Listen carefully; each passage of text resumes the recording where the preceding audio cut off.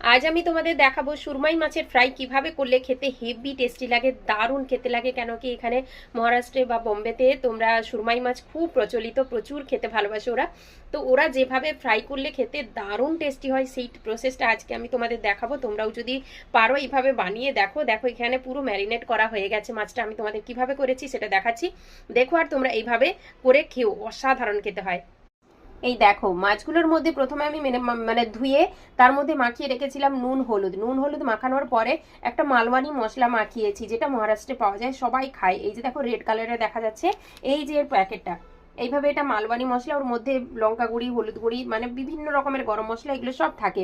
তারপরে আমি এর মধ্যে দিয়ে দিচ্ছি এই যে সরি, আটা, চালের আটা আর সুজি। চালের আটা আর সুজিকে এইভাবে মাখিয়ে খুব সুন্দরভাবে এটাকে 15 মিনিট যদি তোমরা ফ্রিজের মধ্যে রেখে একটু ম্যারিনেট করা থাকে না, তাহলে কিন্তু খেতে আরো বেশি টেস্টি হয়। দেখো এইভাবে কিন্তু আমি ম্যারিনেট করে এইভাবে রেখে দিয়েছি। এইটাকে স্যালো ফ্রাই করতে হবে তাওয়ার মধ্যে, হেভি খেতে লাগে, দারুণ অসাধারণ টেস্ট হয়। তোমরা যারা মানে একটু সময় পাবে এরকম করে দেখো, ভীষণ কড়কড়ে আর খুব টেস্টি হয়। এগুলোই কিন্তু হোটেলে একটা একটা পিসই নিয়ে নেবে, তোমার 500-600 টাকা করে নিয়ে নেয়, মানে দুটো মাছ দেবে, এরকম হয়তো দুটো পিস দেবে, 500-600 টাকা করে নেয়।